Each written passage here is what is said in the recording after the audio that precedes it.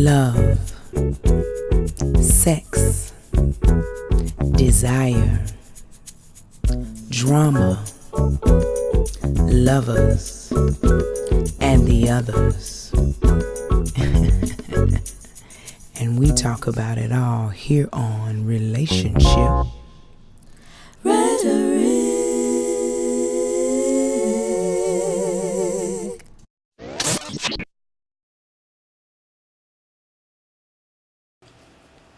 Greetings and welcome to Relationship Rhetoric. I'm your host, unapologetically Angela, and on the show today, I'm just trying to think of how to introduce her because we met over wine, and she is such a knowledgeable woman when it comes to so many different things, but we had such a wonderful conversation just over wine and being healthy. So we have really been connected since then. Paula Mechelle. Hello, everyone. Welcome to the show. Thank you. So again, she's one of those people that I've always wanted to have a conversation with because our conversations go everywhere. everywhere, but we always end up having a good time. So thank you for allowing me the opportunity to kind of get in personal. Okay. So tell us about Paula Mechelle. Are you originally from Memphis? I am originally from Memphis. Okay. I was born and raised here, grew up here. I graduated from Whitehaven. Okay. Back in the day. 85. Exactly. 85, and shortly after going to what was then Memphis State for a year, which is now University of Memphis, I then went into the military. So I spent 10 years in the military. Yeah. Okay, so were you medical You in didn't the know military? that. I did not. Yeah. You were medical in the I was military? medical in the military. I've been in the medical field over 30 years now. Wow, okay. So, yeah. I Okay. went from being enlisted all the way up to an officer. So I was an officer. Did not know, but I could see I could see that. Okay. So we're out of the military, and what was your plans for your life then? Oh my gosh, that was a long time ago. At that time I chose to get out of the military, so I gave up my commission. I have a son. Back then I had one child, so I had a son, and he was just the focus of my life. And being in the military, especially in officer positions and things like that, you work long hours. So there's no such thing as a 40-hour work week oftentimes in the military. And working in a military hospital, when civilians decide they don't want to come in, you got to stay there. So it was oftentimes I worked 16-hour days on a regular basis, 7 days a week. Wow. So my babysitters were seeing more of my son than me. So I was like, nah, I don't want to do it. And then they never would station my husband and I together. So I was just like, I don't want to do this anymore. Gotcha. So I got out. Okay. So you got out to come home and be with your son. What did you pursue then as far as a career or just maintaining? Like I said, I was married then, and I was stationed in Fort Gordon in Georgia, Augusta. My husband was down in Savannah. Okay. So we got out, and I got out, and I moved down to Savannah because he was active duty, so he stayed in. And I just did regular nurse jobs, working in a hospital. Worked in South Carolina, actually, believe it or not. So, because Savannah's right on the coast. You don't know that. Savannah's beautiful, but it's coastal living. But worked down in Savannah, Beaufort, South Carolina and stuff in their hospital. And the entrepreneur bug started hitting me after a while. I ended up changing positions, going to a hospital in Savannah. And they took my knowledge and put me in the home care business to take care of children and newborns, because I worked neonatal ICU and all of that. So then I started following our neonates in the home. So that's how I ended up branching off into home care. And then my knowledge just kept spurning from there. So after that, I started being a contract nurse. Wow. Yeah. Okay, so we're going to put a pause right there because talking about your medical knowledge is going to take us so many different places. It's a long time. Okay, so let's go back some. How did you meet your husband? Ooh, my first husband? Oh. Yeah? That's my first husband. Okay. In the military. Wow. In the military. At Restaurant Arsenal in Huntsville, Alabama. With me being medical on that base, basically, I got to in-process in people coming in. So I knew everybody that was coming into the base. And, okay, I was younger then. Don't judge me. And, John, if you watch this, don't you judge me. Okay. What is she finna tell us? So me and the girls, we would always see the guy, the fresh meat come on the base. Right. And so I saw him, and I was just like, let me check his records. Y'all don't hear these. HIPAA wasn't around then. But so I was like, and everybody was after him. So, you know, I made my little move and eased on up in there, and I was watching him play a basketball game and was going to leave my number on his car. So I got the nerve, wrote it out, and was going to leave the number on the car. Didn't realize he had came out and walked up. So he caught me. Putting your number on the car. Okay. Talk about embarrassing. So from there, you know, it hit off from there. Okay, so he had no problem with it. He was happy to. I think yeah. Okay. He's a very confident man. Ah. I'll just say that. Okay. Very, very confident. Okay. Which I love. Okay. So if I called him today and said, "Why did you and Paula Mechelle divorce?" What would he say? Me. Me. Okay. I'll take that. I tell everybody it was me. He's a good man. He was a good man then. He's a damn good man now. Great father. So you women in Mobile, Alabama, if y'all hadn't snagged him up, I'm sorry for you. But he was a good man. At that point in time, I guess I was in my 20s, headstrong. And marriage takes a lot of work. And it takes a lot of sacrifice and compromise. And being an only child, I don't think I knew how to do that. Understood. I wanted my way, my own way. I was spoiled. He spoiled me now, don't get me wrong. But I just didn't know how to be a wife. And once I got pregnant with my son, that consumed me. And when he was born, that really consumed me. And there was just no room for anything else. Wow. So that was all me. Okay. That's why we're still great friends. We're still great friends even now today. He can call me for anything, and it's done. Nice. It's done. That's beautiful. That's beautiful. Okay, so that's husband number 1. Husband number 2. What about him? How did you meet him? Where did he come from? Here in Memphis. I met him right here in this room. Oh, okay. I used to have really big parties. I owned a home health company before the spa business. Okay. A very successful home health company. So I lived a very extravagant and lavish life. Very frivolous. So, you know, God got a way of bringing you down to where you need to be. But back then, I lived a very frivolous life. It was nothing for me to have a $20,000 party at this house. It was nothing for me to have a live band set up. So I used to have really big parties, and it was a Halloween party. 2 different people invited him here. They didn't know that they invited the same person because they each called him a different name. Neither one of them had the intentions of introducing him to me, but those 2 people normally tried to matchmake me with other people. That's interesting. Yeah, so we met here. Okay.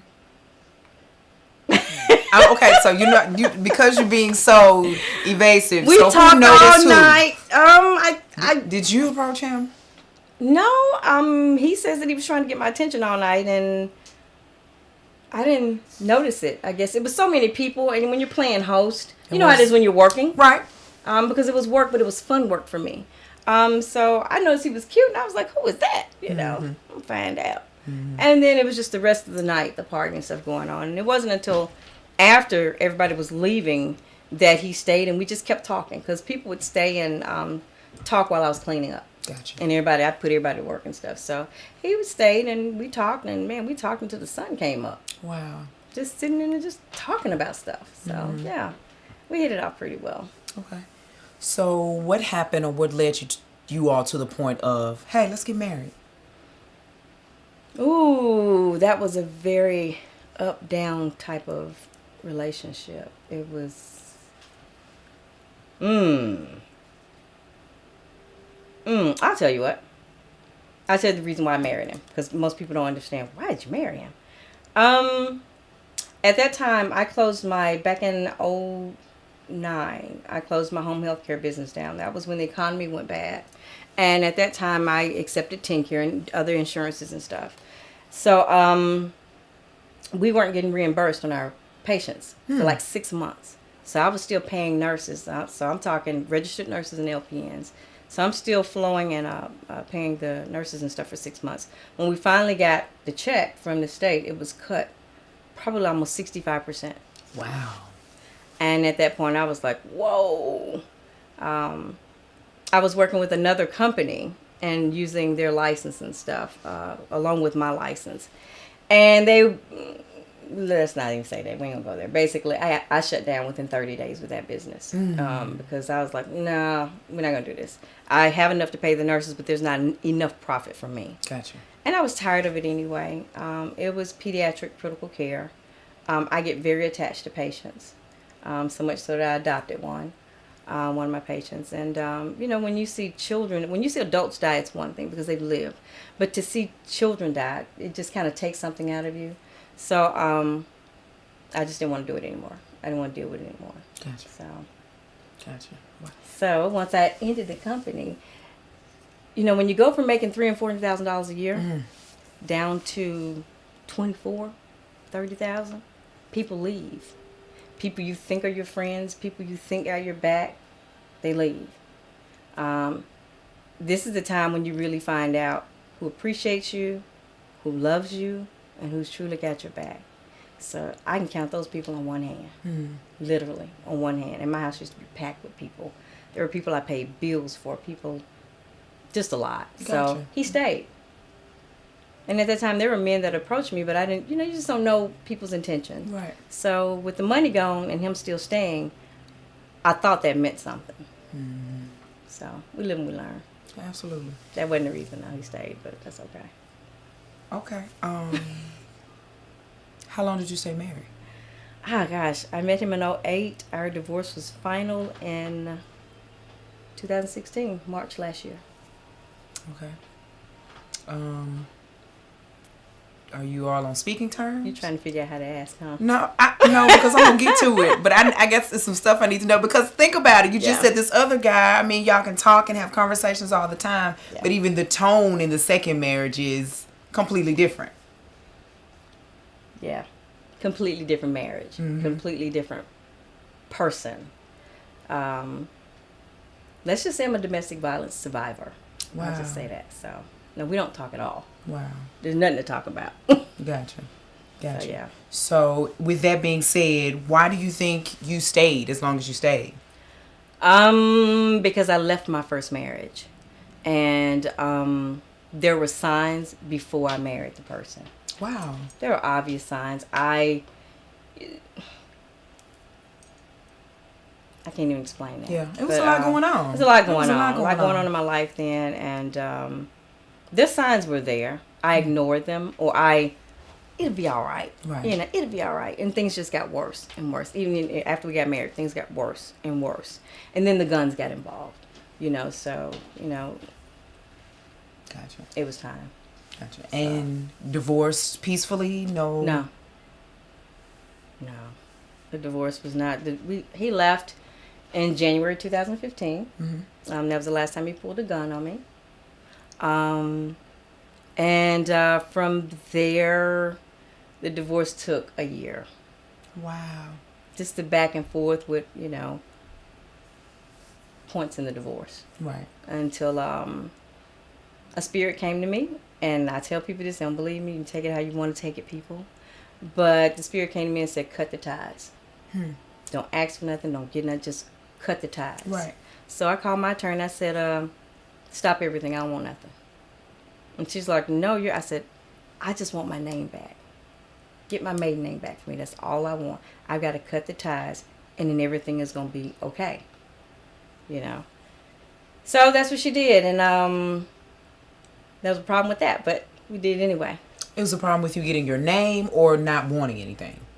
I think getting my name back, because what I was told was that he wouldn't sign the paperwork with just my name change on it. But we did it anyway. It went through, and hey, that day, I think it was March 18th, March 19th, I got calls and bookings out of the Yahoo. My schedule jumped to whereas I was booked 6 weeks in advance, to the point where I had to actually open up two additional weeks. So I was booked 8 weeks in advance. Nice. And all I could do is be like, Divine One, you ain't nothing to play with. You ain't nothing to just play make with. the step. Make the step. Yeah, I totally understand. I totally understand. And just the peace in the house, the spirit that was in the house was a bad one. Absolutely. I had nurses that had quit, that wouldn't even want to come to work, you know. So, and that's very important when it comes to Justin. Justin is 24-hour nursing care. So when you got problems like that, you got to go. Gotcha. I want to live. Okay. So no children out of the second marriage. That's something we probably shouldn't talk about. Okay, let's not talk about it. We could, but that'd be putting somebody on blast. You gotta say names? Yeah, if I'm talking about him. Oh. So that'd be putting him on blast. By you? My daughter. I adopted my daughter. When I met him, she was still a baby. And his whole thing was, that's my child, that's my child. I'm adopting her. That's my baby. So we did paperwork to have her name changed to his. In the divorce, when you find out you got to pay a substantial amount of money in child support because you never wanted your wife to work. Okay, I see. So he decided he didn't want her anymore. Or I don't even know how to put that. So that's too deep for camera though. But she's good. Good. She's good. Good. She's good. I mean, you're good. Okay, so we've done with that. We have gone through our healing process. Oh yeah. And you now. How are you? I'm so good. Right. The healing process actually started while I was still married. Absolutely. Been there. You can be hurt so many times and go through so many things that you become numb to a situation. Right. And you have to start building yourself back together. Because you have to be put together a certain way to even say, I don't want this anymore. Absolutely. I want to live. Absolutely. You Absolutely. got to love yourself so much, you know, to just be there for your children. Absolutely. You know, so no, the healing Okay. process started before. Okay. All right. Totally understand there. And it makes it a lot easier, honestly. It makes, and the people are used to you once you're separated or divorced to go through this. I mourned this so long ago. Yeah. So long ago. So I totally understand. My attorney, she kept saying, I want you to go and you need to be a part of this women's group. No, I'm good. You think you're good, but you're not good. No, really, I'm good. Right. You're the attorney. No, you don't understand. Yeah, I do. Trust me, I'm real good. Absolutely. Life is wonderful. So, one of your children is special needs. Mm-hmm.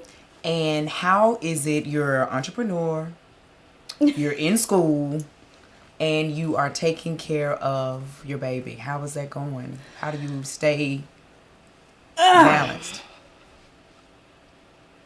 I guess it was just my upbringing, in a sense. We're women.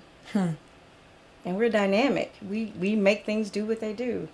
My son was, I was his nurse. I was his lead nurse. I moved here in 2003, became his nurse within that same year. He had been moved, I think, 5 times from home to home to home. And at that time, before I had my company, we moved with him. So I was always that nurse that was always there. I was the one always leading the case, talking to the doctors, determining his care, researching his care, because they didn't have a clue. They still don't. So I get attached. So by the last time he was with the foster family, and they had moved out of the home. And it was just him, his stuff, and the nurses in the room, basically. So I called, I said, hey, these people are gone. And he was like, well, they considered him unadoptable. So he's like, they were like, he's just going to have to go to Labana to live. We don't know what else to do. There is no one that'll take a child this sick with this many doctors and this many appointments and in and out of the hospital. And I was like, no, we're not going to do that. I'll take him. Let's see what we got to do. Get me certified, whatever we got to do. And within 7 days, they got me certified. At that time, I was living in a small little condo and actually looking at having a house built out in Eads. So I had my builder and land and all of that. And so within 7 days, I found this house, got certified, and moved in and moved him in. Wow. In 7 days. Yeah. Wow. So what keeps me balanced and what keeps me strong? My family and these nurses. So shout out to all you nurses, because I couldn't do it without you. Yeah. My mom's a retired nurse practitioner, so shout out for real. And my son. Because my son, being an only child, my son was like, Ma, you can't let him go live in the hospital. We got plenty. Let's move him with us. You building a big house, and I was like, you understand, son? You can do it, Mom. Oh. So I was like, yeah, we can't let him go. They'll kill him in Lebanon. Oh, dang. Oh, I'm sorry. We're going to take a sip. Okay. But wait a minute. I say that because even his geneticist says that modern medicine hadn't caught up with him.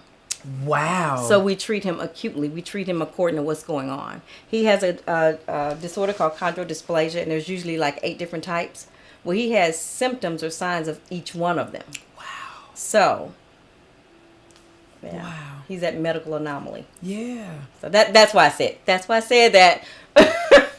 Wow. Okay. So, with that being said, how is dating? I know you have wonderful nurses who help and are here all the time. And okay, disclaimer: you enjoy being. No. I Okay. was shaking my head because dating is hard. Okay. Because number one, that was another reason why I married the other guy. Because we as a black woman, we got it hard already. Yeah. So here it is. I have a son. That's a teenage son. Then I adopted a special needs child, and by that time, at 40, I went through some life crisis and wanted a little girl. So my daughter's also adopted. So I adopted a little girl. So that's a lot for a man to want to come into. So I just assumed nobody would want me. So that's another reason why I married him. Wow. Now dating something else. The first thing guys ask, how many kids do you have? And I have 3. Oh, by your ex-husband? No. They got different dads? Yeah. And I say it a lot of times just to see how they're going to react. And they're like, dang, you got 3 kids by 3 different dads. And it's just like, it is what it is. it is what it is, Right. So either you accept it or you don't. And a lot don't accept that without getting to know the story Absolutely. and the woman. So to me, you do it. You can keep walking. My eyes are wide open now. So I'm not very tolerant. And right now also I'm focused on business and rebuilding and getting myself back. Okay, so tell us what is brewing. Ooh. What's going on? What do we expect? Memphis, you guys are not ready for this one. The Rejuvenation Center was a baby, a brainchild, a stepping stone that kind of took on its own path and went somewhere I didn't want it to go. So now we're coming back with something, and I know the Divine One is blessing this, and I know He's using, He's gonna weave that in. He or she gonna weave that in. But we are opening something that I don't even know how to describe it. We definitely will be focused on health. It will definitely be medical. It is not something that'll be for fluff. There'll be no more fluff stuff. This will be a results-oriented type of establishment. Sneak peek. Let's see. We'll be doing the O shots. If you don't know what it is, look it up. We'll be doing vaginal rejuvenation. We will have our Botox and our fillers. We'll have our weight loss plans. We're going to actually have a small fitness facility within the place. I didn't tell you that. You did not. We'll be doing the pee shots also for you guys. We'll be doing IV hydration. So for anti-aging, weight loss, even for sports health. And we'll always have that spa capsule. We don't have the spa capsule. I'm thinking about bringing a different capsule in because I'm all about technology. So I've seen a couple of different other ones that I want, and they bring in oxygen and infrared heat and that nice red LED therapy to really get in and heal the skin and tighten and lift that skin all over.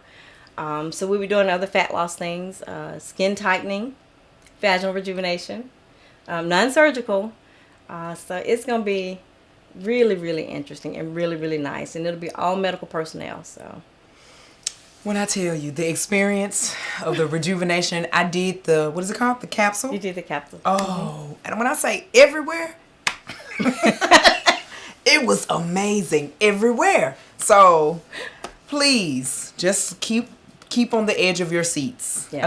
Good holistic care with certified. She does the research. She's in school pulling her hair out, you know. So we need that here. So please, Paula Mechelle, Rejuvenation Center, please keep that in your tip of your brain. Brain. So, If I said to you, Paula, if you could give your life a book title, Oh, what would it be? dynamic. You just had to lean. Dynamic. Yes. Dynamic. Yes. Ever flowing. So yeah. Absolutely. Absolutely. Thank you. See, this was painless. We got mine and we're done. Got mine. Again, thank you so much for sharing just a little bit, of your That life. was easy. So much goes on and easy. people just don't know where people are and where they've come from. Yeah. So thank you. You helped me. At least I know I'm not the only one out here. A lot of us like that. Going through stuff. Hiding stuff. Yeah, it's unnecessary. Can't see scars. The that's scars are there. Hey, absolutely. They're there. Just a gentle reminder. Just a gentle reminder. Just don't let it consume you. At all. At all. Sage. Don't start. Okay. Sage and oil it down. Our notion for today is life will give you what you have the courage to ask for. This has been Relationship Rhetoric. I'm your host, unapologetically Angela. Peace, love, and enlightenment. Bye, guys. Stay tuned. Drink wine. Drink wine and live life. I know that's right.